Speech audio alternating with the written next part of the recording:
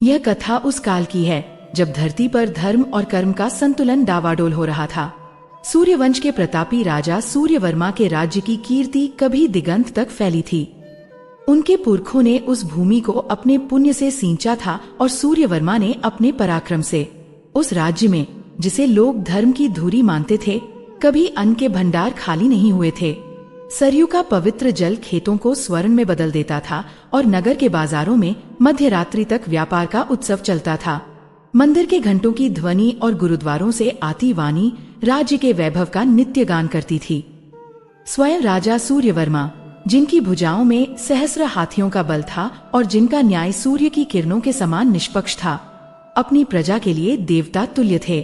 वह केवल एक शासक नहीं, एक योद्धा थे, जिनके तरकश में देवों द्वारा प्रदत्त दिव्यास्त्र भी थे और जिनके हृदय में अपनी प्रजा के लिए असीम करुणा भी।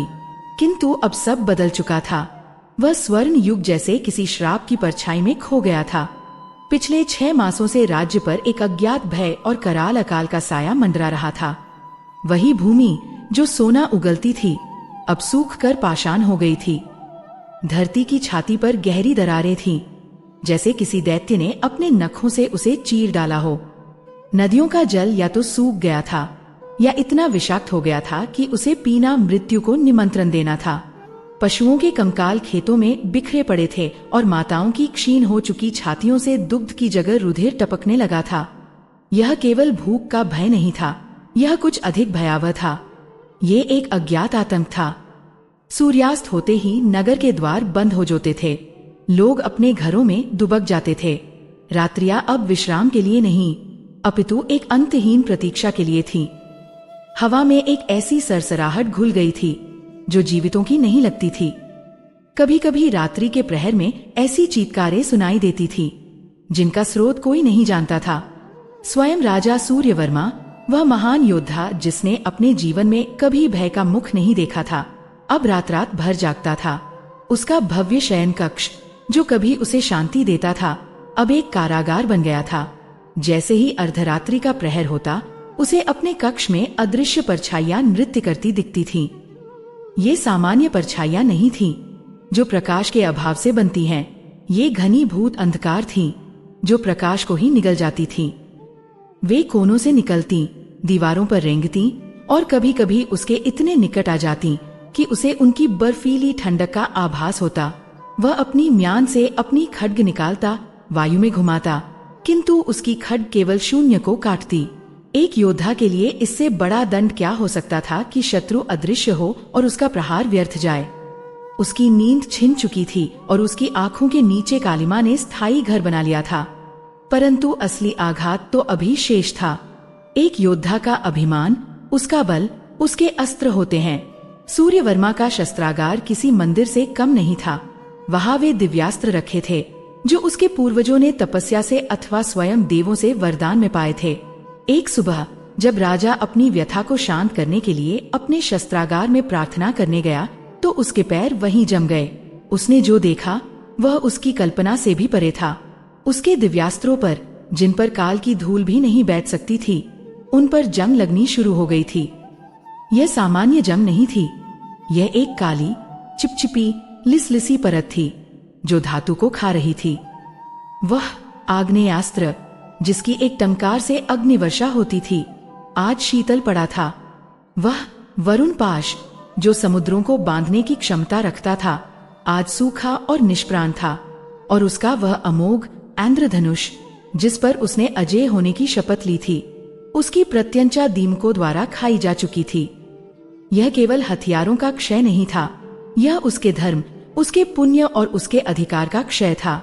यह देवों का संकेत था कि उन्होंने सूर्यवर्मा का साथ छोड़ दिया है।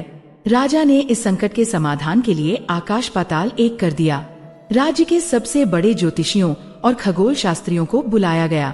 वे अपने पोथी पत्रे लेकर बैठे, नक्षत्रों की गणना की, किंतु उनके मस्तक पर पसीने के सिवा कुछ न मिला। उन्होंने भयभीत स्वर में महाराज से कहा, राजन, आकाश में तारे तो हैं, किंतु वे अपना स्थान बदल चुके हैं। हमारी विद्या, हमारी गणनाएं सब व्यर्थ हो चुकी हैं। आकाश का गणित ही बिगड़ गया है। जब विज्ञान विफल हुआ तो तंत्र को बुलाया गया। बड़े बड़े तांत्रिक, योगी और साधक आए। उन्होंने हवन किए, यज्ञ किए, चक्रों को जागृत करने का प्रयास किया, किंतु जैसे ही वे मंत्रोच्चार आरंभ करते उनकी जीभ लड़खड़ा जाती। यज्ञ की अग्नि जो प्रज्वलित होनी चाहिए थी भभक कर बुझ जाती और उसमें से धुआं नहीं अपितु दुर्गंधित राख निकलती। कई तांत्रिकों ने प्रयास करते करते या तो अपने प्राण त्याग दिए या विक्षिप्त होकर वन की ओर भाग गए। राज्य का खजाना जो कभी 9 निधियों से भरा था अब खाली हो रहा था। अकाल से पीड़ित प्रजा को अन्न पहुंचाने के प्रयास में और विफल होते यज्ञों और अनुष्ठानों में सारा धन व्यय हो चुका था। कोषाध्यक्ष ने अपने आंसू पोंछते हुए महाराज के सम्मुख खाली संदूकों की चाबियां रख दी थी। और जब घर का स्वामी दुर्बल होता है तो शत्रु अवसर ताकने लगते हैं। सूर्यवर्मा की सीमाओं पर शत्रु राज्यों के शिविर लगने लगे थे।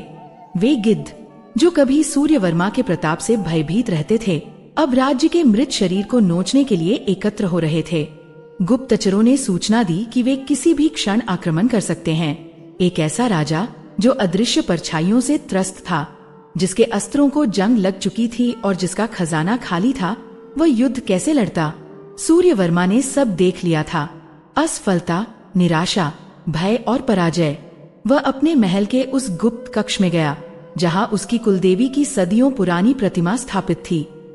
यह कक्ष अंधकार में डूबा था। केवल एक क्षीण सा दीपक टिमटिमा रहा था जो जैसे राज्य की ही बुझती हुई आशा का प्रतीक था।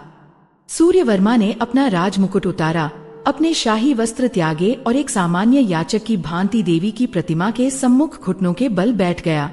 उसकी आंखों से आंसू नहीं अपितु असहाय क्रोध बह रहा था। उसने अपने कमरबंद से अपनी छोटी कटार निकाली। माँ! उसकी आवाज उस शांत कक्ष में गूंज उठी, एक ऐसी आवाज जिसमें निराशा की अंतिम गहराई थी। मेरे पूर्वजों ने तुम्हारी सेवा में अपना जीवन दिया। मैंने अपने धर्म का पालन करने में कोई कसर नहीं छोड़ी।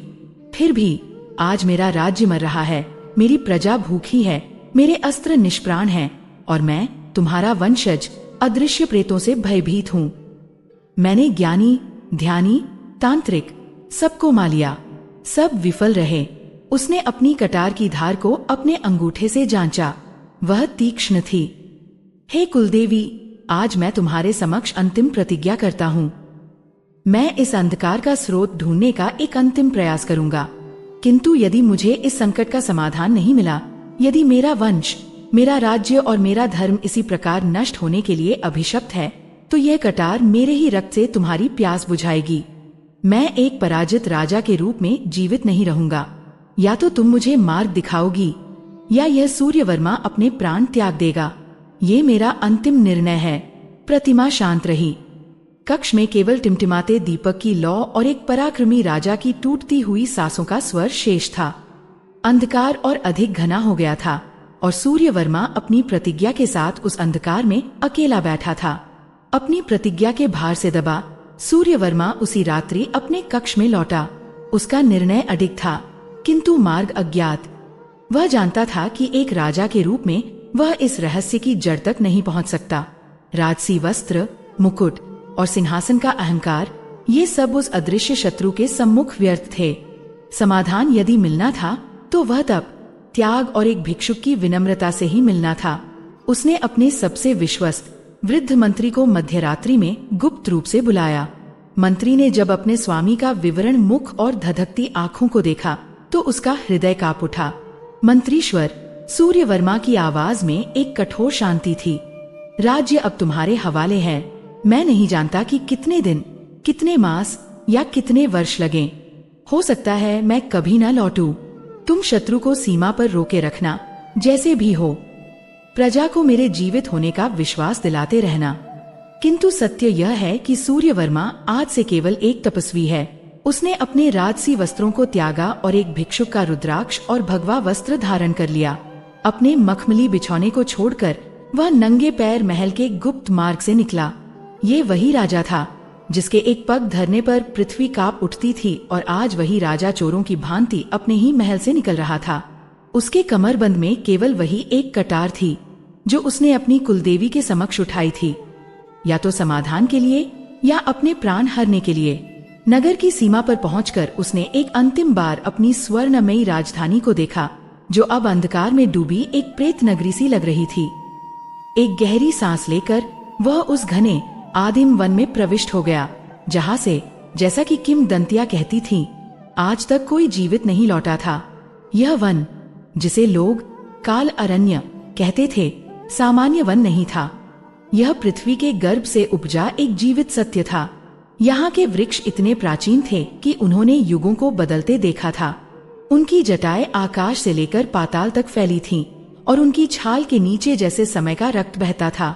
सूर्य की किरणें यहाँ धरती तक पहुँचने के लिए संघर्ष करती थीं, और जो पहुँचती भी थीं, वे छनकर आती हुई ऐसी लगती थी मानो किसी अन्य लोक का पीला रुग्ण प्रकाश हो। यहाँ का मौन भी भयावह था। इसमें झिंगुरों का स्वर नहीं, अपितु जैसे लाखों अतृप्त आत्माओं का दबा हुआ क्रंदन घुला हुआ था। सूर्यवर्मा, जो स्वयं एक अजेय योद्धा था, उस वन के प्रभाव को तत्काल समझ गया। यहाँ उसका क्षत्रिय बल व्यर्थ था। यहाँ केवल आत्मबल ही कवच बन सकता था। समाधान की खोज में राजा ने अपनी तपस्या आरंभ की। यह एक राजा की तपस्या नहीं थी, यह एक हठयोगी का प्रलाप था। उसने अपनी इंद्रियों को वश में करने का वह क्रूरतम मार्ग चुना, जो कोई साधारण मनुष्य सोच भी नहीं सकता।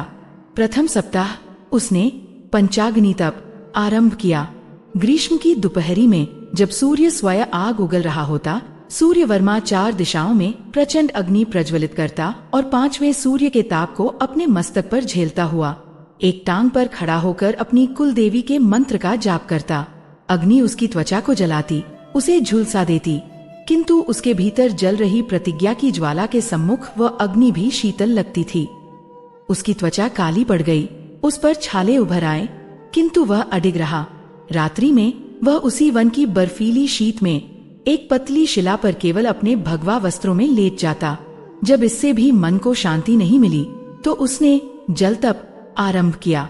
उसने वन में एक छोटी सी पहाड़ी नदी ढूंढ ली, जिसका जल हिम के पिघलने से आता था और इतना ठंडा था कि उसमें हाथ डालते ही रक्त जम जाए। सूर्यवर्मा उस नदी के कंठ तक गहरे जल में प्रवेश कर गया। दिन रात वह उसी बर्फीली धारा में खड़ा रहा। जल के सर्प और विषैले जीव उसके शरीर से लिपट कर चले जाते, किंतु उसका शरीर, जो अब तब से पाषाण तुल्य होने लगा था, उन पर कोई प्रतिक्रिया नहीं करता। उसकी एकाग्रता केवल अपने लक्ष्य पर थी। वह अदृश्य शत्रु कौन है? उसका राज्य क्यों पीड़ित है? देव मौन क्यों हैं? मास पर मास बीतने लगे। राजा का शरीर अब पहचाना नहीं जा सकता था। वह स्वर्ण सा कांतिवान देह अब हड्डियों का ढांचा मात्र रह गया था। उसकी लंबी जटाएं उलझकर धरती को छूने लगी थीं, और उन जटाओं में पक्षियों ने अपने घोंसले बना लिए थे। उसकी दाढ़ी छाती तक बढ़ आई थी। दीमकों ने उसके पैरों के चारों ओर अपनी बाम्बियां बनानी शुरू कर दी थी। ये समझकर कि वह कोई मृत वृक्ष है, उसने अन्न का त्याग कर दिया था। पहले वह केवल जंगली कंदमूल पर जीवित रहा, फिर उसने केवल वृक्षों के सूखे पत्तों को चबाया, और अंत में उसने केवल वायु और जल, जो भी उस वन में उपलब्ध था, पर ही स्वयं को सीमित कर लिया। यह एक कठिन तपस्या थी, किंतु इससे भी अधिक कठिन था मानसिक द्वंद्व। जब वह अपनी आंखें मूंदता, तो उसे अपनी कुलदेवी का मुख नहीं, अपितु अपने राज्य के भूखे बच्चों के मुरझाए हुए चेहरे दिखते थे। उसे अपने शस्त्रागार में जंग लगते दिव्यास्त्रों की कराह सुनाई देती थी। उसे वे अदृश्य परछाइयां अपने चारों ओर इस घने वन में भी नृत्य करती हुई प्रतीत होती थीं। कई बार उसका मन हुआ कि सब छोड़ दे, उस कटार को अपनी छाती में उतार ले और इस अंतहीन पीड़ा से मुक्त हो जाए, किंतु फिर उसे अपनी प्रतिज्ञा याद आती। यह केवल उसकी मुक्ति का प्रश्न नहीं था, यह उसके पूरे वंश और उसकी लाखों प्रजा के जीवन का प्रश्न था। उसका क्षत्रिय धर्म उसे आत्महत्या की आज्ञा नहीं देता था, जब तक कि वह अंतिम प्रयास न कर ले। एक दिन तपस्या के कई महीनों बाद उसकी चेतना लौटी। उसे स्वयं नहीं पता था कि वह कितने समय से समाधि में था। जब उसने आंखें खोली, तो पाया कि वह एक विशाल सूखे हुए जलाशय के किनारे बैठा है। यह वही जलाशय रहा होगा जो कभी इस वन के पशु पक्षियों की तृष्णा बुझाता होगा, किंतु अब उसके राज्य की भांति ही यह भी सूख चुका था। इसकी धरती में गहरी सर्पिली दरारें पड़ी थीं, मानो किसी दैत्य ने अपनी अंगुलियों से इसे खरोंच डाला हो। इसमें जल की एक बूंद नहीं थी, केवल मृत मछलियों के कंकाल और सूखे पत्तों का ढेर था। सूर्यवर्मा ने अपने शरीर को देखा। वह अपनी ही जटाओं और दाढ़ी के भार से दबा हुआ था। उसकी शक्ति क्षीण हो चुकी थी। इतने महीनों के घोर तप के बाद भी आकाश मौन था। न कोई देव प्रकट हुआ, न कोई अप्सरा, न ही कोई आकाशवाणी हुई। उसकी तपस्या का कोई फल नहीं मिला था। वह विफल हो गया था। एक गहरी निराशा, जो अकाल के भय और अदृश्य परछाइयों के आतंक से भी अधिक काली थी, उसके हृदय में भर गई। वह अपने घुटनों पर बैठ गया और उस सूखी कठोर धरती पर अपना मस्तक टेक दिया। उसके तपस्वी शरीर से नहीं, अपितु उसकी आत्मा से एक सिसकी निकली। हे माँ, वह फुसफुसाया, क्या मेरा पुण्य इतना क्षीण हो गया? क्या मेरे वंश के प्रताप का सूर्य अस्त हो गया? मैंने सब कुछ त्याग दिया, किंतु तुमने मुझे भी त्याग दिया। वह उस सूखे जलाशय के पास हताश होकर बैठ गया। उसकी दृष्टि अपनी कमर में बंधी उस कटार पर गई। उसकी प्रतिज्ञा का समय आ गया था। समाधान नहीं मिला और अब प्राण त्यागने के अतिरिक्त कोई मार्ग शेष नहीं था। उसने कटार को अपनी म्यान से बाहर निकाला। उसकी धार, जिस पर महीनों से वन की नमी और धूल जमी थी, फिर भी तीक्ष्ण। तभी उसे अपने पीछे किसी के चलने की आहट सुनाई दी। यह आहट किसी भारी भरकम दैत्य की नहीं थी, नहीं किसी जंगली पशु की। यह अत्यंत हल्की, लगभग संगीतबद्ध पदचाप थी, जैसे कोई नंगे पैर कोमलता से सूखे पत्तों पर चल रहा हो। सूर्यवर्मा का रोम रोम एक क्षण में जागृत हो गया। उसकी तपस्वी की देह में एक योद्धा की आत्मा पुनः प्रवेश कर गई। उसका हाथ कटार पर कस गया। इतने महीनों की तपस्या ने उसके शरीर को दुर्बल किया था, किंतु उसकी इंद्रियों को और भी तीक्ष्ण कर दिया था। वह जानता था कि इस कालारण्य में कोई सामान्य मनुष्य नहीं हो सकता। वह पलक झपकते ही घूमा, उसका कटार प्रहार के लिए उद्यत था, किंतु वहां कोई नहीं था। दूर दूर तक, जहां तक उसकी दृष्टि जा सकती थी, केवल घने वृक्षों का जाल और वह सूखा जलाशय था। हवा भी जैसे उस क्षण के लिए रुक गई थी। पूर्ण भयावह सन्नाटा। मेरा भ्रम, उसने सोचा। भूख और निराशा मस्तिष्क पर कैसा खेल खेलती है। वह वापस मुड़ा अपनी नियति को स्वीकार करने के लिए, और तभी वह आहट फिर से आई। इस बार ठीक उसके कान के पास, इतनी स्पष्ट जैसे कोई ठीक उसके पीछे खड़ा हो और उसने अभी अभी अपना पग उठाया हो। एक ठंडक उसकी रीढ़ से नीचे उतर गई। यह भ्रम नहीं हो सकता था। वह इस बार घूमा नहीं। वह एक पाषाण की मूर्ति बन गया, अपनी सांस को रोके हुए। वह प्रतीक्षा कर रहा था। वह उस अदृश्य उपस्थिति को महसूस कर सकता था। उसे अपने चारों ओर एक हल्की सी सुगंध का आभास हुआ, ऐसी सुगंध जो इस सड़ेगले पत्तों वाले वन की नहीं हो सकती थी, जैसे कि सहस्र कमलों को एक साथ पीस दिया गया हो। यह कोई शत्रु नहीं था, किंतु मित्र भी नहीं लग रहा था। यह कुछ और था, कुछ ऐसा जो उसकी समझ से परे था। वह जैसे ही उस अदृश्य उपस्थिति को चुनौती देने के लिए, या शायद उससे याचना करने के लिए उठने को हुआ, उसकी दृष्टि अपने सामने की भूमि पर पड़ी और वह वहीं जम गया, जिस सूखे जलाशय के किनारे वह बैठा था, जहां अभी एक क्षण पहले तक केवल धूल, कंकाल और फटी हुई मिट्टी थी। वहां ठीक उसके चरणों के सामने कीचड़ का एक छोटा सा घेरा बन गया था। यह असंभव था। आकाश में बादल का एक टुकड़ा नहीं था, जल का कोई स्रोत नहीं था। यह कीचड़ आया कहां से? और इससे भी अधिक स्तब्ध कर देने वाली बात, उस ताजे गीले कीचड़ के मध्य से 3 पूर्ण रूप से खिले हुए ताजे कमल के फूल अपनी पंखुड़ियां खोले हुए थे। वे सामान्य कमल नहीं थे। उनका रंग एक ऐसा गहरा नीला था जिसे सूर्यवर्मा ने अपने जीवन में कभी नहीं देखा था। उनकी पंखुड़ियों के किनारों पर स्वर्ण की एक आभा दमक रही थी और उनके मध्य से एक शीतल श्वेत प्रकाश फूट रहा था। वे इतने ताजे थे कि उनकी पंखुड़ियों पर ओस की बूंदें अभी भी कांप रही थीं, जबकि जलाशय का बाकी हिस्सा और पूरा वन ग्रीष्म के ताप में झुलस रहा था। यह असंभव दृश्य देखकर राजा चकित रह गया। उसका योद्धा मस्तिष्क, उसका राजा का तर्क, उसका तपस्वी का वैराग्य, सब एक क्षण में धराशायी हो गया। यह क्या माया थी? उसने अपना कांपता हुआ हाथ आगे बढ़ाया और एक कमल को छुआ। वह वास्तविक था। उसकी उंगलियों को पंखुड़ियों की मखमली शीतलता और ओस की नमी का स्पर्श हुआ। यह उसकी कल्पना नहीं थी। वह घुटनों के बल गिर पड़ा। उसे आभास हो गया, वह अकेला नहीं था। उस वन में उसकी तपस्या के दौरान वह क्षण भर के लिए भी अकेला नहीं था। कोई दिव्य शक्ति उसे देख रही थी। वह शक्ति जो सूखे जलाशय में कीचड़ उत्पन्न कर सकती थी, जो मृत्यु की गोद में जीवन के पुष्प खिला सकती थी, वह निश्चय ही उसके राज्य का संकट भी हर सकती थी। किंतु वह प्रकट क्यों नहीं हो रही? ये कैसा संकेत था? यह उपहास था या आश्वासन? यह रहस्य, यह मौन उपस्थिति, यह असंभव चमत्कार, इसने सूर्यवर्मा के हृदय में आशा नहीं अपितु एक तीव्र व्याकुलता भर दी। यदि वह शक्ति इतनी कृपालु थी कि उसे अपनी उपस्थिति का आभास कराए, तो वह इतनी निष्ठुर क्यों थी कि स्वयं को प्रकट न करे? यदि वह उसे देख सकती थी, तो क्या वह उसकी पीड़ा को नहीं देख सकती थी? राजा ने अपनी कटार को उस सूखी धरती पर फेंक दिया। उसकी निराशा अब एक नए गहरे रोष और व्याकुलता में बदल गई थी। वह उन नीले कमलों को घूरता रहा और जानता था कि उसका संकट अभी समाप्त नहीं हुआ था, वह वास्तव में अभी आरंभ हुआ था। सूर्यवर्मा उन अवास्तविक नीले कमलों को घूरता रहा। उसकी उंगलियां उन्हें छूने से बस एक पल दूर थीं। वह सौंदर्य के सम्मोहन में या शायद उस रहस्य के आतंक में इतना खोया हुआ था कि उसने अपने पीछे के जगत पर ध्यान ही नहीं दिया। वह जैसे ही उन मखमली पंखुड़ियों को छूने के लिए झुका जो मृत्यु के मध्य में जीवन का उत्सव मना रही थी।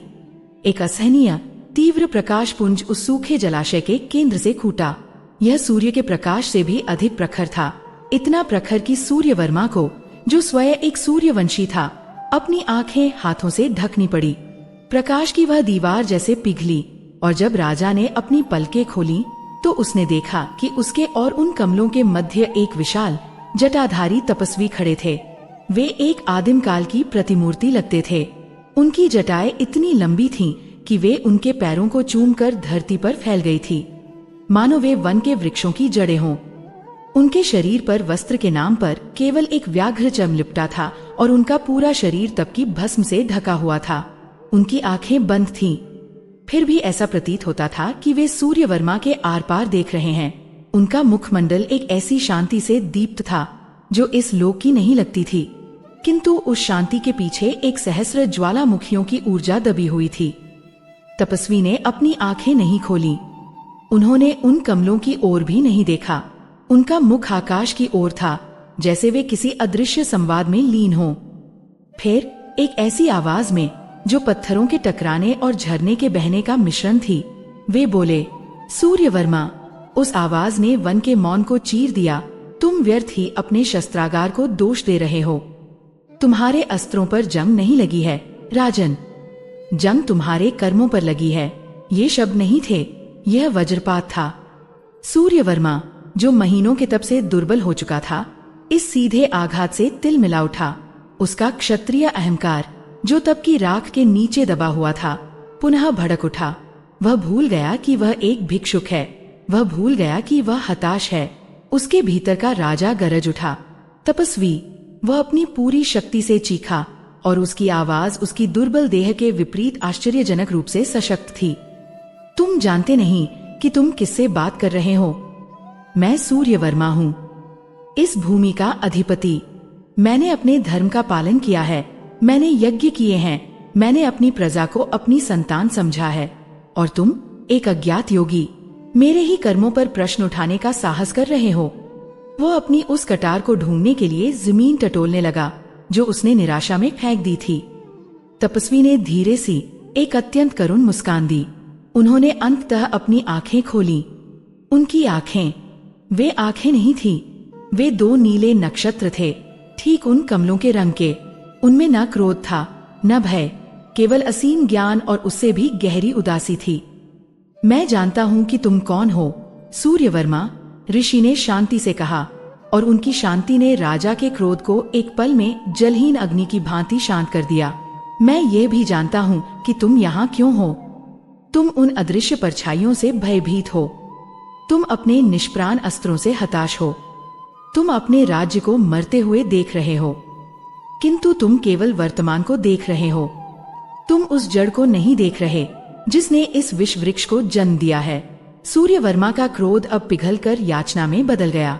वह उस जटाधारी तपस्वी के चरणों में गिर पड़ा। हे महात्मन, आप कोई सामान्य योगी नहीं हैं। आप मेरा नाम जानते हैं, आप मेरी पीड़ा जानते हैं। यदि आप जड़ को जानते हैं तो कृपा करके मुझे भी मार्ग दिखाए। ये संकट क्या है? मेरे देव मुझसे रुष्ट क्यों हैं? ऋषि ने अपनी आंखें मूंद लीं। तुम्हारे देव रुष्ट नहीं हैं, सूर्यवर्मा। वे केवल विवश हैं। वे एक ऐसे वचन से बंधे हैं जिसे तुम्हारे ही पूर्वजों ने तोड़ा था। तुम्हारे वंश ने एक गोपनीय व्रत का खंडन किया था। गोपनीय व्रत? सूर्यवर्मा ने उलझन से पूछा। कैसा व्रत? मेरे पुरखों ने तो कभी धर्म का त्याग नहीं किया था।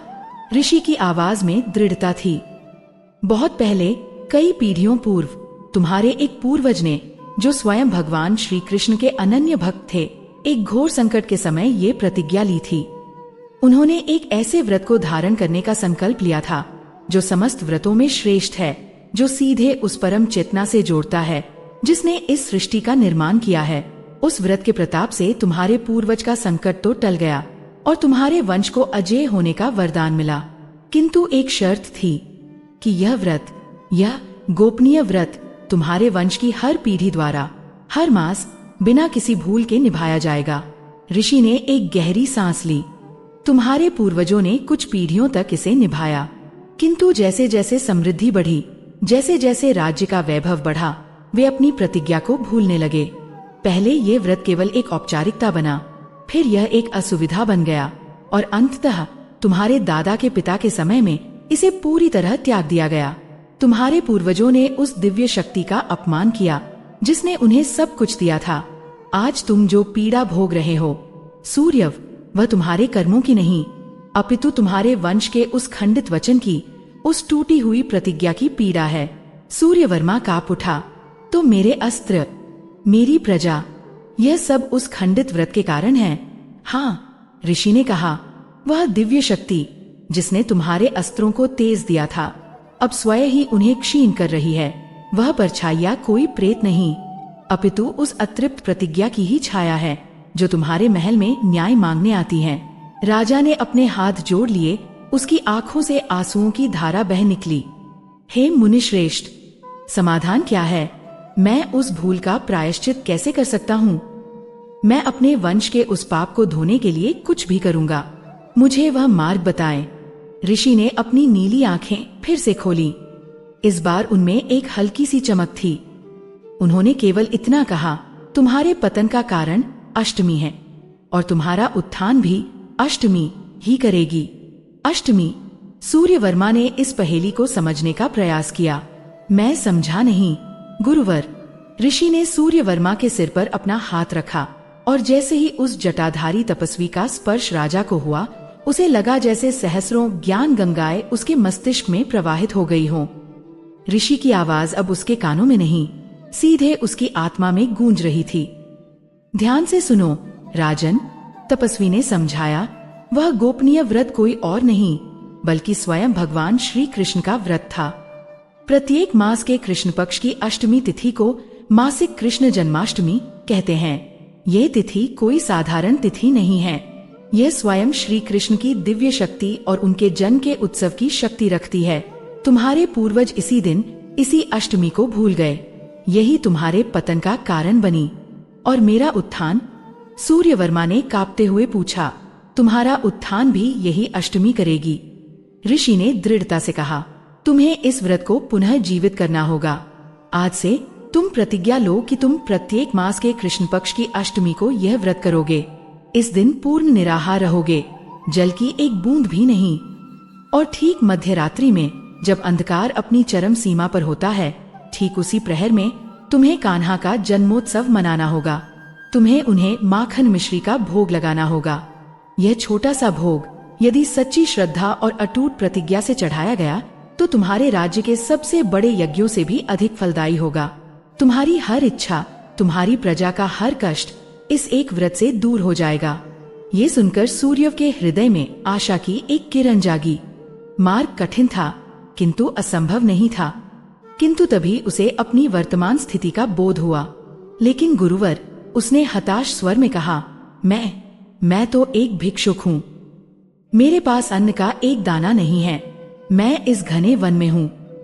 मैं मध्यरात्रि में माखन मिश्री का भोग कहाँ से लाऊंगा? मेरे पास तो खाने को अन्न तक नहीं है। ऋषि मुस्कुराए। वही करुण रहस्यमयी मुस्कान। यही तुम्हारी पहली परीक्षा है राजन। धर्मदत्त अर्थात धर्म को देने वाला, तुम राजा हो।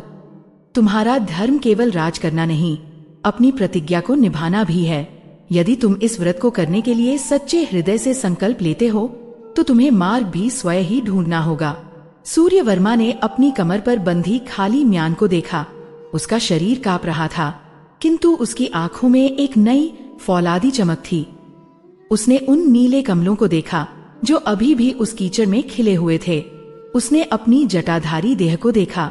वह राजा था, वह तपस्वी था, और अब अपनी प्रतिज्ञा के लिए वह एक भिक्षुक बनने को भी तैयार था। उसने अपना सिर उठाया और दृढ़ स्वर में प्रतिज्ञा ली, हे महात्मन, आप साक्षी रहें। मैं सूर्यवर्मा ये प्रतिज्ञा लेता हूँ कि यदि इस व्रत को पूर्ण करने के लिए मुझे भिक्षा भी मांगनी पड़ी तो मैं भिक्षा मांगूंगा। मैं एक राजा होकर एक भिक्षुक बनकर द्वार द्वार जाऊंगा, किंतु कृष्ण पक्ष की हर अष्टमी को मध्यरात्रि में कान्हा को माखन मिश्री का भोग अवश्य लगाऊंगा। ये मेरी अटूट प्रतिज्ञा है। तपस्वी की आंखों में एक क्षण के लिए संतोष का भाव झलका।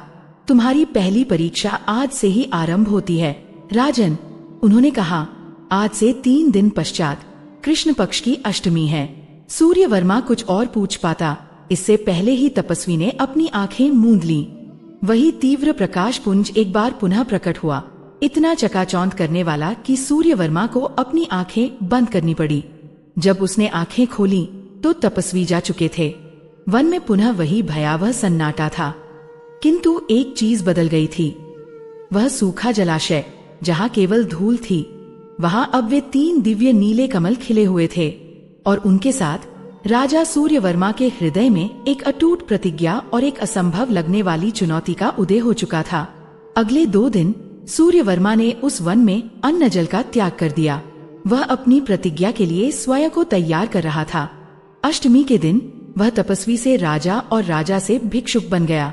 वह अपनी उलझी जटाओं और भगवा वस्त्रों में दुर्बल कदमों से चलता हुआ उस काल अरण्य से बाहर निकला और निकटतम ग्राम की सीमा पर पहुंचा। यह उसी के राज्य का एक ग्राम था, किंतु आज वह वहां एक राजा की भांति नहीं, एक याचक की भांति खड़ा था। उसने अपना भिक्षा पात्र, जो कि एक सूखा हुआ तुम्बा था, आगे बढ़ाया। भिक्षाम देही, उसकी आवाज जो कभी सेनाओं को आदेश देती थी, आज करुणा के लिए याचना कर रही थी। पूरा दिन बीत गया, सुबह से शाम हो गई। वह सूर्यवर्मा, जिसने कभी अपने खजानों से स्वर्ण की वर्षा की थी, आज माखन मिश्री तो दूर, एक ग्रास अन्न के लिए भटक रहा था।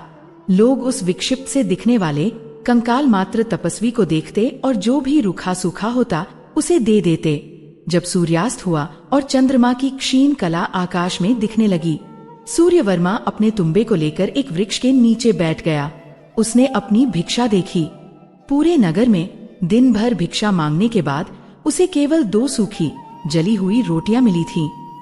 उसकी आंखें भर आईं। वह निराहार था। मध्य रात्रि में भोग चढ़ाना था और उसके पास थी केवल 2 सूखी रोटियां। माखन कहाँ था? मिश्री कहाँ थी? वह निराश हो गया। क्या यह देवों का कोई क्रूर उपहास था? क्या उसका पहला व्रत ही खंडित हो जाएगा? उसकी अटूट प्रतिज्ञा, क्या वह इतनी दुर्बल थी कि पहले ही पग पर टूट जाएगी? अंधकार घिर रहा था और राजा सूर्यवर्मा अपनी 2 सूखी रोटियों को देखते हुए अपनी पहली और सबसे कठिन परीक्षा में स्वयं को विफल होता हुआ पा रहा था। सूर्यवर्मा उस काल अरण्य से वापस लौटा, किंतु वह सूर्यवर्मा नहीं था जो अपनी प्रतिज्ञा के साथ वन में गया था। वह एक जीवित प्रेत था, जिसकी आंखों में तपस्या की अग्नि नहीं, अपितु एक भयावह ज्वलंत प्रश्न की व्याकुलता थी। उसके केश, जो अब कठोर जटाओं में बदल चुके थे, धूल और सूखे पत्तों से भरे थे। उसका राजसी शरीर, जो कभी चंदन से महकता था, अब महीनों की तपस्या की भस्म और सूखी मिट्टी से लिपटा हुआ था। वह अपने ही महल के द्वारों पर एक भिक्षुक की भांति खड़ा था, किंतु उसकी उन धंसी हुई आंखों में एक ऐसा तेज था जिसने प्रहरियों को तलवार उठाने से रोक दिया। वे अपने ही राजा को नहीं पहचान पाए। उन्होंने केवल एक हठयोगी की शक्ति को पहचाना, जो किसी भी क्षण श्राप दे सकता था। वह बिना किसी से एक शब्द कहे उन संगमरमर के गलियारों से गुजरा, जहाँ कभी उसके चलने से मखमली कालीन दब जाया करते थे। आज उसके नंगे फटे हुए पैर जिनमें कांटे चुभे थे, ठंडे पत्थर पर रक्त और कीचड़ के निशान छोड़ते जा रहे थे। मंत्री दौड़े, सामंत आए। स्वयं महारानी अपने अश्रुओं को पोंछती हुई उसे रोकने के लिए आगे बढ़ी, किंतु सूर्य किसी को नहीं देख रहा था। वह केवल एक शब्द सुन रहा था जो उसके मस्तिष्क के भीतर गूंज रहा था। एक ऐसा शब्द जो उस जटाधारी तपस्वी ने उसके कानों में नहीं, उसकी आत्मा में फूंक दिया था। अष्टमी। ये शब्द उसकी सांसों में बस गया था। यह उसके हृदय की धड़कन बन गया था। वह अपने शयन कक्ष में नहीं गया, वह अपने सिंहासन पर नहीं बैठा। उसने अपने शस्त्रागार की ओर देखा भी नहीं, जहां अब भी उसके निष्प्राण दिव्यास्त्र जंग खा रहे थे। वह सीधा उस स्थान पर गया जहां पीढ़ियों से कोई राजा स्वेच्छा से नहीं गया था। अपने पूर्वजों के प्राचीन ग्रंथगार, वह विशाल अंधकारमय पुस्तकालय जो महल के सबसे पुराने और सबसे उपेक्षित हिस्से में स्थित था। उसने अपने पीछे के विशालकाय द्वारों को बंद करने का आदेश दिया और आज्ञा दी कि जब तक वह स्वयं न खोले, कोई भी, चाहे राज्य ही क्यों न जल जाए, इन द्वारों को खोलने का साहस न करे। फिर उसने एक मशाल जलाई और उस अंतहीन ज्ञान या शायद अंतहीन विस्मृति के सागर में प्रवेश किया। ये स्थान समय से परे था। यहाँ हवा में ज्ञान की नहीं, अपितु उपेक्षा की गंध थी। ताड़पत्रों की सूखी गंध, पुराने चमड़े की तीखी महक और दीमकों द्वारा खाए गए कागज की मीठी सड़ती हुई धूल। यहाँ सहस्रों पांडुलिपियां थीं, रैक पर रैक, जो छत तक ऊंचे थे। वे धर्म पर थीं, अर्थ पर थीं, काम पर थीं और मोक्ष पर थीं। वे युद्ध की रणनीतियों, खगोल विज्ञान और आयुर्वेद से भरी हुई थीं। राजा का मन अष्टमी शब्द पर अटका हुआ था। वह जानता था कि यह कोई सामान्य अष्टमी नहीं थी। ये वह रहस्य था जिसे उसके पूर्वज भूल गए थे। उसने खंगालना शुरू किया। यह एक पागलपन का आरंभ था। वह एक राजा की व्यवस्थित खोज नहीं थी। यह एक डूबे हुए मनुष्य का तिनके के लिए हाथ पैर मारना था। उसने अपनी जटाओं को एक कपड़े से बांधा, मशाल को एक दीवार पर खोसा और पहली पांडुलिपि उठाई। वह सूर्यवंश का संपूर्ण इतिहास था। उसने उसे एक ही रात्रि में पढ़ डाला, पृष्ठ दर पृष्ठ। उसने अपने पूर्वजों के गौरव का, उनके यज्ञों का, उनके दानों का वर्णन पढ़ा। उसने पढ़ा कि कैसे उन्होंने देवों को प्रसन्न किया और असुरों का संहार किया, किंतु कहीं भी किसी भी गोपनीय व्रत या किसी विशेष अष्टमी का कोई उल्लेख नहीं था। उसने उस ग्रंथ को क्रोध में एक ओर फेंक दिया। धूल का एक बादल उठा। दिन रात में बदलने लगा और रात दिन में। उसे समय का कोई भान नहीं रहा। बाहर से मंत्री द्वार खटखटाते, महारानी विलाप करती, किंतु भीतर से कोई उत्तर नहीं आता। वह अपने पूर्वजों के प्राचीन ग्रंथों को एक दीवाने की तरह खंगाल रहा था। उसने धर्म संहिता के सारे खंड पढ़ डाले। उसने व्रतकोश के प्रत्येक पृष्ठ को अपनी उंगलियों से टटोला। उसे सैकड़ों व्रत मिले, पुत्र प्राप्ति के लिए, शत्रुनाश के लिए, समृद्धि के लिए। उसे दुर्गाष्टमी का वर्णन मिला, गोपाष्टमी का वर्णन मिला और स्वयं कृष्ण जन्माष्टमी का भव्य वर्णन मिला, जिसे पूरा राज्य हर वर्ष भाद्रपद मास में मनाता था। किंतु ये वह नहीं था। ऋषि ने कहा था, तुम्हारे पतन का कारण अष्टमी। यह कोई उत्सव नहीं हो सकता था। यह कोई भूली हुई खंडित प्रतिज्ञा थी। कई दिन बीत गए। मशालें जल जलकर बुझ गईं। राजा का शरीर, जो तपस्या से पहले ही क्षीण हो चुका था, अब इस नए मानसिक श्रम से और भी जर्जर हो गया। उसकी आंखें जलने लगी थीं। उसकी उंगलियां ताड़पत्रों के तीखे किनारों से कट गई थीं और उन पर स्याही और रक्त के धब्बे लग गए थे। वह भूखा था, प्यासा था, किंतु उसे न भूख का आभास था न प्यास का। उसे केवल उस एक शब्द की धुन थी। वह हताश होने लगा था। क्या वह तपस्वी एक भ्रम था? क्या वे नीले कमल उसकी मति भ्रम का परिणाम थे? नहीं, उसे अपने शस्त्रागार में लगी वह काली चिपचिपी जंग याद थी। उसे अपने कक्ष में नृत्य करती वे अदृश्य परछाइयां याद थीं। वह खोजता रहा। उसने उन ग्रंथों को छुआ जिन्हें छूने की आज्ञा नहीं थी। वे ग्रंथ जो तंत्र और काली शक्तियों पर लिखे गए थे। वे ग्रंथ जो राज परिवार के सबसे काले रहस्यों को छुपाए हुए थे। हर पृष्ठ के साथ उसकी आशा और अधिक क्षीण होती जा रही थी। उसे सब कुछ मिला, वरदान, श्राप, युद्ध, संधिया, किंतु वह गोपनीय व्रत, कहीं नहीं मिला। एक शाम जब वह पूरी तरह से पराजित हो चुका था, उसकी मशाल टिमटिमाकर बुझने वाली थी। उसका शरीर अब और बैठने में सक्षम नहीं था। वह उस ग्रंथगार के मध्य में पांडुलिपियों के एक ढेर पर गिर पड़ा। उसकी खोज विफल हो गई थी। उसका राज्य नष्ट होने के लिए ही बना था। जैसे ही वह अपनी चेतना खोने लगा, उसका हाथ एक ढीले पत्थर पर पड़ा जो फर्श में लगा हुआ था। यह अनजाने में ही हुआ था, किंतु उसके भार से वह पत्थर थोड़ा सा खिसक गया।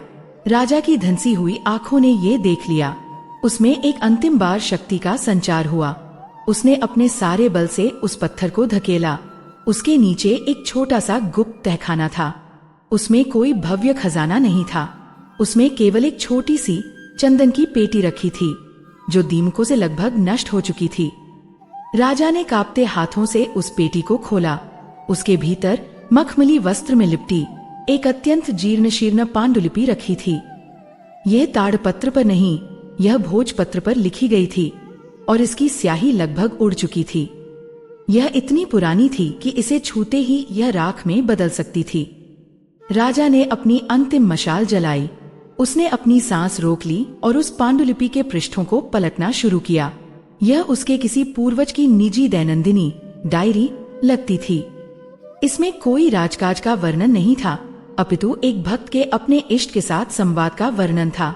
राजा पढ़ता गया। पहले कुछ पृष्ठों पर स्तुतियां थीं, फिर कुछ वरदानों के लिए प्रार्थनाएं थीं, और फिर वह अंतिम पृष्ठ पर आया। पांडुलिपि के उस अंतिम पृष्ठ पर एक भिन्न, लगभग कांपती हुई लिखावट में उस व्रत का वर्णन था। आज इस घोर संकट से मुक्त होने पर उसके पूर्वज ने लिखा था, मैं सूर्यवंश का यह पुत्र अपने इष्ट, अपने सखा, अपने स्वामी श्री कृष्ण के समक्ष ये संकल्प लेता हूँ, मैं नहीं अपितु मेरा पूरा वंश, जब तक यह सूर्य और यह चंद्र है तब तक प्रत्येक मास के कृष्ण पक्ष की अष्टमी तिथि को मासिक कृष्ण जन्माष्टमी का ये गोपनीय व्रत धारण करेगा। राजा की सांसें रुक गईं। ये वही था। उसने आगे पढ़ा, यह व्रत किसी पुत्र या धन या राज्य की सीमाओं को बढ़ाने के लिए नहीं होगा। यह व्रत केवल इसलिए किया जाएगा क्योंकि कृष्ण की ये तिथि, यह अष्टमी हमारे वंश के श्वास से बंधी है। यह व्रत राज्य की आत्मा को जीवित रखने के लिए किया जाता है। राज्य की आत्मा, ये शब्द सूर्यवर्मा के हृदय में एक भाले की तरह चुभ गए। उसके पूर्वजों ने उस व्रत को तोड़ा था और इसलिए उसके राज्य की आत्मा ही मर गई थी। उसके अस्त्रों पर जंग नहीं लगी थी। वे निष्प्राण हो गए थे क्योंकि उनकी आत्मा, वह दिव्य ऊर्जा उनसे छीन ली गई थी। किंतु पांडुलिपि अभी समाप्त नहीं हुई थी। उस अंतिम पृष्ठ के बिल्कुल अंत में स्याही की कुछ और बूंदें थीं जो लगभग मिट चुकी थीं। यह व्रत, वह अंतिम पंक्ति थी, स्वयं श्रीहरि के साथ एक सीधा बंधन है। इसे आरंभ करना सरल है, किंतु इसे छोड़ना प्रलय को निमंत्रण देना है। हमारी समृद्धि ने हमें इसे भुला दिया है और उसके बाद एक अंतिम भयावह चेतावनी। किंतु यदि यह बंधन एक बार टूट गया तो इसे पुनः आरंभ करने का अर्थ होगा उस सोई हुई रुष्ट शक्ति को सीधे चुनौती देना। जो भी इसे पुनः आरंभ करेगा उसे पहले उस प्रलय का सामना करना होगा जो इस व्रत के खंडन से रुकी हुई थी। राजा सूर्यवर्मा के हाथ से वह पांडुलिपि छूटकर गिर पड़ी। उसे समाधान मिल गया था। वह जानता था कि उसे क्या करना है। उसे हर माह की कृष्ण पक्ष की अष्टमी को वह व्रत करना था। परंतु इस समाधान के साथ एक ऐसा भय भी उसके साथ लिपट गया था जो उन अदृश्य परछाइयों से भी अधिक घना था। पांडुलिपि स्पष्ट थी। व्रत छोड़ने का दंड वह भोग रहा था, एक धीमा पीड़ादायक क्षय। किंतु व्रत को पुनः शुरू करने का दंड, वह एक त्वरित प्रलय था। क्या वह ऐसा करने के लिए तैयार था? क्या वह अपने राज्य को, जो पहले ही मर रहा था, एक अंतिम विनाशकारी प्रलय के मुख में धकेलने का जोखिम उठा सकता था? क्या अब यह व्रत करना सुरक्षित था, या इसे पुनः शुरू करने से वह अंतिम बची खुची आशा भी एक ही क्षण में भस्म हो जाएगी? सूर्यवर्मा उस अंधेरे ग्रंथगार में उस जीर्ण शीर्ण पांडुलिपि के सामने बैठा रहा। उसके एक हाथ में समाधान था और दूसरे हाथ में उस समाधान की कीमत सर्वनाश। उसकी उलझन सुलझने की बजाय अब एक ऐसे भयावह निर्णय में बदल गई थी जो उसके पूरे वंश का भविष्य तय करने वाला था। वह अंधकारमय ग्रंथगार जो सहस्रों वर्षों के ज्ञान और एक भूली हुई प्रतिज्ञा का साक्षी था, अब राजा सूर्यव की युद्ध भूमि बन चुका था। उसके एक हाथ में वह जीर्ण शीर्ण दीमक लगा भोजपत्र था और दूसरे हाथ में उसके वंश के सर्वनाश का भय समाधान एक प्रलय की चेतावनी के साथ लिपटा हुआ आया था। वह घंटों या शायद दिनों तक वही पाषाण प्रतिमा की भांति बैठा रहा। उसका मस्तिष्क, जो एक योद्धा का मस्तिष्क था, अब एक तपस्वी और एक राजा के द्वंद्व में फंसा हुआ था। एक राजा के रूप में उसका धर्म था कि वह प्रलय को रोके। एक क्षत्रिय के रूप में उसका धर्म था कि वह चुनौती को स्वीकार करे, और एक वंशज के रूप में जिसने अपने पूर्वजों का पाप अपने कंधों पर ढोया था, उसका धर्म था कि वह प्रायश्चित करे। उसने उस पांडुलिपि को पुनः पढ़ा। इसे पुनः आरंभ करने का अर्थ होगा उस सोई हुई रुष्ट शक्ति को सीधे चुनौती देना। सूर्यवर्मा के सूखे फटे हुए होठों पर एक कठोर मुस्कान आई। चुनौती? वह उस सन्नाटे में फुसफुसाया। तो यह एक चुनौती है। उसका राज्य पहले ही मर रहा था, एक धीमी सड़ती हुई मृत्यु। उसकी प्रजा भूखों मर रही थी, उसके अस्त्र जंग खा रहे थे और उसका राजधर्म अदृश्य परछाइयों के पैरों तले रौंदा जा रहा था। यदि यह सब एक धीमा प्रलय था, तो वह उस अज्ञात तीव्र प्रलय को चुनेगा जिसमें कम से कम एक समाधान की, एक युद्ध की, एक अंतिम निर्णय की संभावना तो थी। एक योद्धा की भांति मरना एक कायर राजा की भांति तिल-तिल कर सड़ने से कहीं बेहतर था। उसने निश्चय कर लिया। अगले ही क्षण उस ग्रंथगार के सदियों से बंद विशाल द्वार एक चरमराती हुई ध्वनि के साथ खुले। बाहर खड़े मंत्री और अंगरक्षक, जो लगभग आशा खो चुके थे, उस विकट आकृति को देखकर पीछे हट गए। यह उनका राजा नहीं था, यह कालरण्य से लौटा कोई योगी था, जिसकी आंखों में एक पागलपन की या शायद एक अटल निश्चय की ज्वाला धधक रही थी। उसकी जटाएं खुली थीं, उसका शरीर भस्म और धूल से सना था। आगामी कृष्ण पक्ष की अष्टमी किस दिन है? उसकी आवाज उस गलियारे में गूंज उठी, जो महीनों के मौन और तपस्या से और भी भारी हो गई थी। मुख्य ज्योतिषी भय से कांपते हुए आगे बढ़े। महाराज, कल सूर्यास्त के पश्चात ही अष्टमी तिथि का आरंभ हो रहा है। कल? सूर्यवर्मा ने दोहराया। तो समय आ गया है। उसने किसी से बात नहीं की। वह अपने कक्ष में नहीं गया, उसने स्नान नहीं किया, उसने अन्न ग्रहण नहीं किया। वह सीधे उस छोटे परित्यक्त पूजा गृह की ओर बढ़ा जिसका उल्लेख उस पांडुलिपि में था। यह महल का वह सबसे प्राचीन मंदिर था जहां उसके उस पहले पूर्वज ने ये व्रत आरंभ किया था। सदियों से उपेक्षित ये स्थान अब मकड़ियों और चमगादड़ों का घर बन चुका था। इसे शुद्ध करो, उसने आज्ञा दी। मुझे यहाँ भगवान श्री कृष्ण के बाल स्वरूप की एक प्रतिमा, पंचामृत की सामग्री और शुद्ध माखन और मिश्री चाहिए, और कोई नहीं। मध्यरात्रि के पश्चात इस मंदिर के आसपास कोई भी दिखाई न दे। अगला पूरा दिन राजा ने शास्त्रोक्त विधि से उपवास की तैयारी की। यह केवल निराहार रहना नहीं था, ये एक युद्ध की तैयारी थी। उसने स्वयं को शुद्ध किया, अपने उलझे हुए केशों को बांधा और उस जीर्ण शीर्ण पांडुलिपि को अपने सामने रखकर उसमें लिखी एक एक विधि को अपने हृदय में उतारना शुरू किया। यह एक गोपनीय व्रत था। इसका अर्थ था कि इसे अकेले ही करना था। कोई पुरोहित नहीं, कोई मंत्री नहीं, कोई रानी नहीं, केवल वह, उसका खंडित वंश और वह रुष्ट शक्ति। जैसे जैसे दिन ढला और संध्या ने अपने पंख पसारे, राज्य में हो रहा उपद्रव और भी बढ़ गया। ऐसा लगा मानो वे अदृश्य शक्तियां जान गई हों कि उनका आधिपत्य अब खतरे में है। आकाश में बादल नहीं थे, फिर भी धरती कांपने लगी। शस्त्रागार से, जहां वे जंग लगे दिव्यास्त्र पड़े थे, ऐसी कराहें आने लगी जैसे कोई मृत धातु को कोड़ों से पीट रहा हो। नगर से आती हुई चीत्कारें अब और भी स्पष्ट हो गई थीं। परंतु सूर्यवर्मा अडिग था। उसका भय उस पांडुलिपि को पढ़ते ही एक कठोर संकल्प में बदल चुका था। मध्य रात्रि का प्रहर, वह क्षण जब अंधकार अपनी पूर्ण शक्ति में होता है, वह क्षण जब कृष्ण ने जन्म लेकर उस अंधकार को चुनौती दी थी। सूर्यवर्मा उस छोटे शुद्ध किए गए पूजा गृह में पद्मासन में बैठा था। उसके सामने एक छोटी सी आसनी पर कृष्ण के बाल स्वरूप की एक श्याम वर्णी मनमोहक प्रतिमा स्थापित थी। पास ही में चांदी के पात्रों में दूध, दही, घी, शहद और शर्करा रखी थी। एक छोटी सी मटकी में घर का बना शुद्ध माखन था, जिस पर मिश्री के दाने बिखरे हुए थे। राजा ने अपनी आंखें मूंदी और अपनी हथेलियों को जोड़ा। उसने अपने पूर्वजों का स्मरण किया। हे श्री कृष्ण, उसने अपनी कांपती हुई आवाज में संकल्प आरंभ किया। मैं सूर्यवर्मा अपने अज्ञानी पूर्वजों द्वारा खंडित किए गए इस मासिक कृष्ण जन्माष्टमी के गोपनीय व्रत को आज इस अष्टमी की मध्यरात्रि को पुनः आरंभ करने का संकल्प लेता हूँ। मेरे वंश से जो भूल हुई वह अपना वाक्य पूरा कर पाता, इससे पहले ही वह हुआ जिसकी चेतावनी पांडुलिपि में दी गई थी। महल कांपने लगा।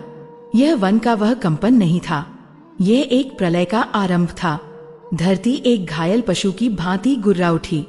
पूजागृह की दीवारों से पत्थर टूटकर गिरने लगे। छत में दरारें पड़ गईं। बाहर ऐसा प्रतीत हुआ मानो सहस्रों सेनाओं ने एक साथ आक्रमण कर दिया हो। और फिर वे आईं, वे ही अदृश्य परछाइयां जो उसके कक्ष में नृत्य करती थीं, अब इस पूजागृह में घनीभूत होने लगी। वे अब केवल परछाइयां नहीं थीं, वे उस घोर अंधकार से जो कोनों में छिपा था बाहर निकल रही थीं। वे विकराल रूप ले रही थीं। सूर्यवर्मा ने अपनी आंखें खोलीं और जो देखा उससे एक क्षण के लिए उसका रक्त जम गया। ये वे अतृप्त शक्तियां थीं। वे भूखी थीं। वे उस व्रत के खंडन से उत्पन्न हुए शून्य से जन्मी थीं।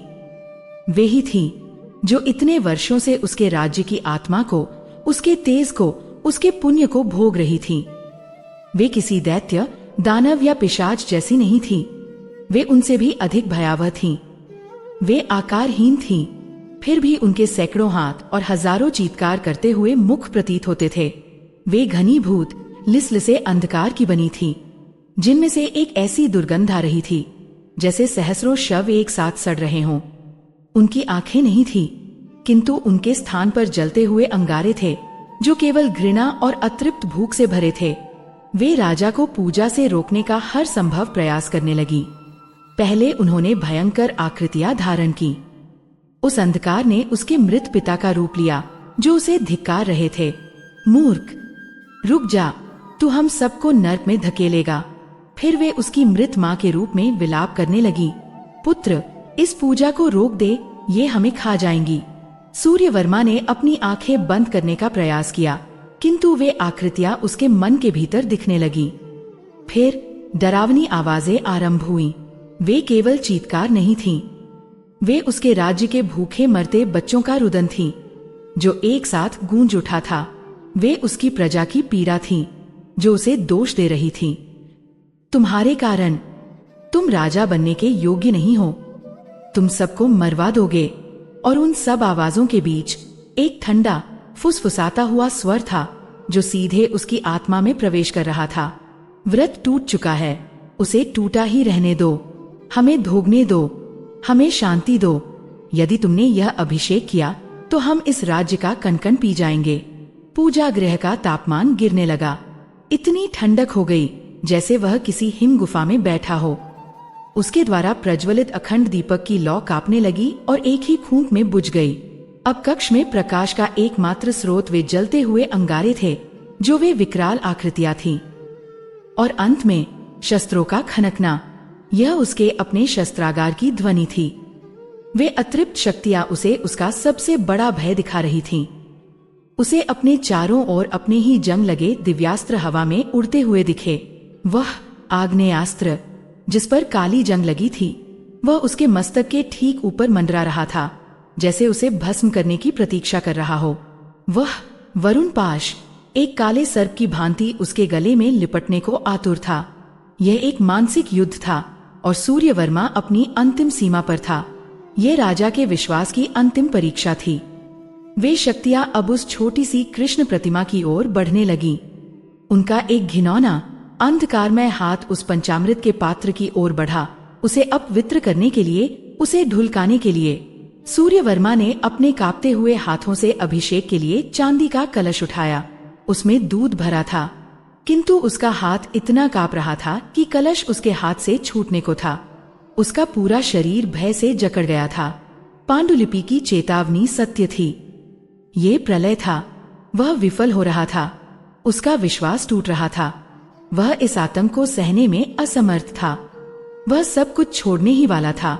वह उस कलश को फेंक कर भाग जाने वाला था। उसका हाथ कांपने लगा और तभी उस घोर अंधकार, चीत्कार और आतंक के बीच उसे वे नीले कमल दिखाई दिए। वे कमल जो उस सूखे जलाशय में खिले थे। उसे उस जटाधारी तपस्वी के शब्द याद आए, वे शब्द जो उसकी आत्मा में गूंजे थे। जंग तुम्हारे अस्त्रों पर नहीं, तुम्हारे कर्मों पर लगी है। तुम्हारे पतन का कारण अष्टमी है और तुम्हारा उत्थान भी अष्टमी ही करेगी।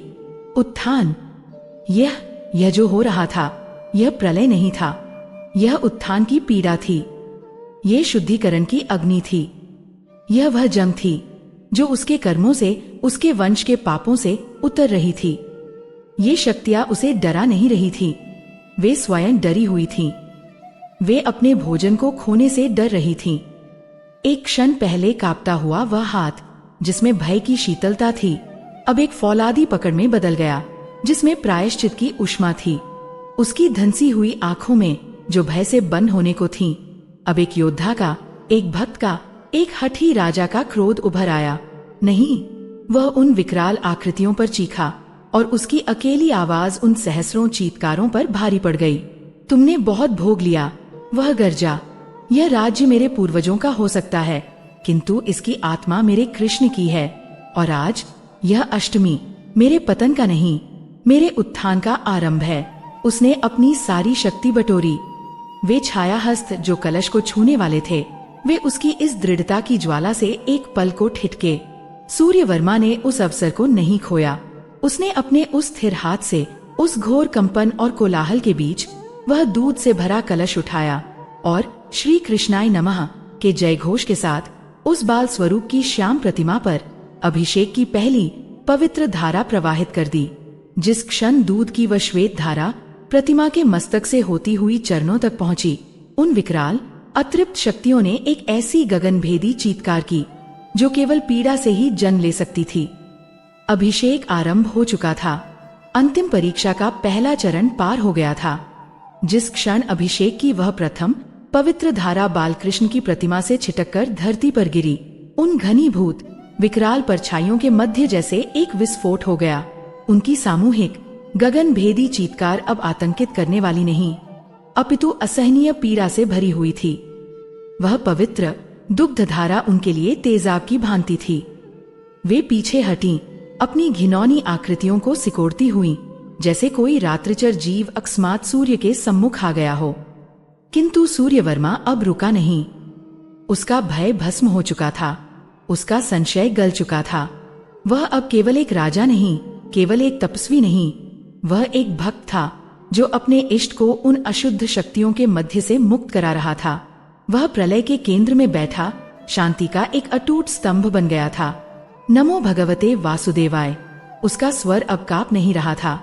वह उस पूजागृह में एक सिंह की गर्जना की भांति गूंज उठा और बाहर हो रहे प्रलय के कोलाहल को चीर गया। उसने कलश उठाया और दूध के बाद दही से अभिषेक किया। उन परछाइयों ने फिर से आक्रमण का प्रयास किया, किंतु वे अब उस प्रतिमा के एक हाथ के घेरे से अधिक निकट नहीं आ पा रही थीं। जैसे ही दही का स्पर्श प्रतिमा को हुआ, उन शक्तियों की गति और भी धीमी पड़ गई, मानो वे किसी बर्फीले दलदल में फंस गई हों। श्री कृष्णाय नमः। राजा ने घी की धारा प्रवाहित की। घी जो ऊर्जा का, स्निग्धता का प्रतीक था, उसने उन छायाओं की शुष्क अतृप्त देह से जैसे रही सही शक्ति को भी सोखना आरंभ कर दिया। वे विलीन होने लगी, उनकी आकृतियां धूमिल पड़ने लगी। गोविंदाय नमो नमः। शहद की मधुधारा। भयंकर आकृतियां अब स्पष्ट नहीं थीं, वे केवल अंधकार के कांपते हुए विरूपित धब्बों में बदल गई थीं। उनकी डरावनी आवाजें अब फुसफुसाहटों में बदल गई थीं, जिनमें केवल क्षमा क्षमा का एक अस्पष्ट भयभीत स्वर शेष था। और अंत में राजा ने शर्करा और फिर शुद्ध जल का कलश उठाया। यह अंतिम अभिषेक था। यह गोपनीय व्रत की पूर्णाहुति थी। माधव, केशव, वह रो रहा था, किंतु ये आंसू भय के नहीं, अपितु सदियों के प्रायश्चित के थे जो उसके वंश की ओर से बह रहे थे। राजा सूर्यव ने भय पर पूर्ण विजय पाकर उन सभी अंतिम बची हुई कांपती हुई विकराल आकृतियों के बीच वैदिक मंत्रों का स्पष्ट उच्चारण करते हुए भगवान कृष्ण का अभिषेक पूर्ण किया।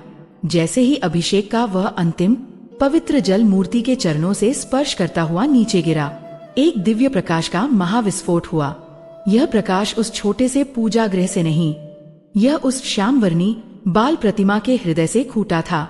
यह सूर्य के तेज से सहस्रों गुना अधिक प्रखर था, किंतु इसमें सूर्य की तपन नहीं, अपित करोड़ों चंद्रमा की शीतलता थी।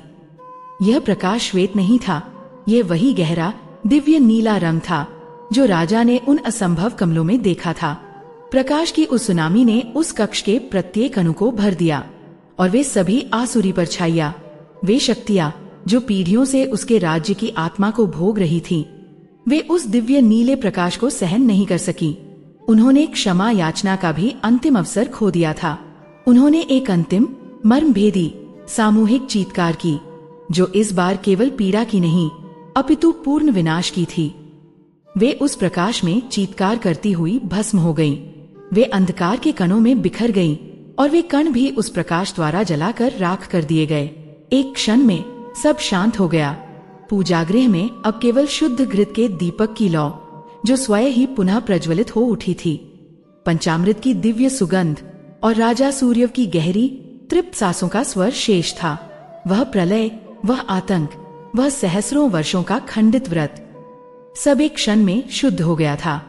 और ठीक उसी क्षण जब सूर्यवर्मा ने माखन मिश्री का भोग उस प्रतिमा को अर्पित किया, वह चमत्कार केवल उस पूजा गृह तक सीमित नहीं रहा।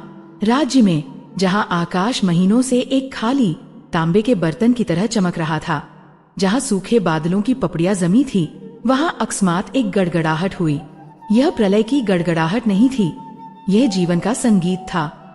सूखी तड़प रही धरती पर जल की पहली बूंद गिरी और फिर मूसलाधार वर्षा होने लगी।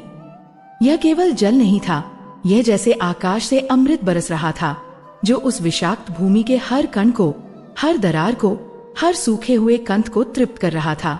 लोग जो अपने घरों में मृत्यु की प्रतीक्षा कर रहे थे, बाहर निकल आए और उस दिव्य जल में पागलों की भांति नृत्य करने लगे। उसी क्षण महल के उस उपेक्षित शस्त्रागार में, जहां सूर्यवर्मा के पूर्वजों के दिव्यास्त्र निष्प्राण पड़े थे, एक और चमत्कार घटा। वह काली चिपचिपी लिसलिसी जंग जो धातु को खा रही थी, वह उन परछाइयों के भस्म होते ही स्वयं भी भस्म होने लगी। वह पपड़ी बनकर नहीं गिरी, वह भाप बनकर उड़ गई। नीचे से आग्नेयास्त्र कनक सा दमक उठा, वरुण पाश चांदी सा चमकने लगा और इंद्रधनुष की प्रत्यंचा, जिसे दीमक खा गए थे, वह स्वयं ही पुनः निर्मित हो गई। वे अस्त्र केवल चमके नहीं, वे एक दिव्य मंद स्वर में झंकृत होने लगे, मानो वे अपने स्वामी को पुनः प्राप्त करके उसका अभिनंदन कर रहे हों।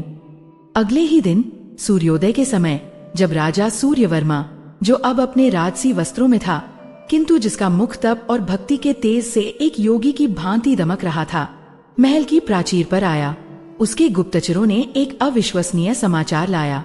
शत्रु सेना, जो गिद्धों की भांति सीमा पर एकत्र थी, जो बस एक अंतिम आक्रमण से इस मृत राज्य को नोच खाने की तैयारी में थी, वह वहां नहीं थी। वे बिना युद्ध किए मध्य रात्रि में ही सीमा से लौट गए थे। उनके शिविरों में घबराहट के चिन्ह थे, जैसे उन्होंने कोई ऐसा दृश्य देख लिया हो जिसने उनके हृदय को भय से भर दिया हो। उन्होंने उस राज्य की ओर से आती दिव्य गड़गड़ाहट को सुना था, उन्होंने उस वर्षा को देखा था, और शायद उन्होंने उस नीले प्रकाश की एक झलक आकाश में देख ली थी, जिसने उन्हें ये विश्वास दिला दिया था कि ये राज्य अब असुरक्षित नहीं, अपितु स्वयं देवों द्वारा रक्षित है। सूर्यवर्मा ने पूर्व दिशा में उगते हुए सूर्य को देखा। यह उसकी सफलता का सूर्योदय था।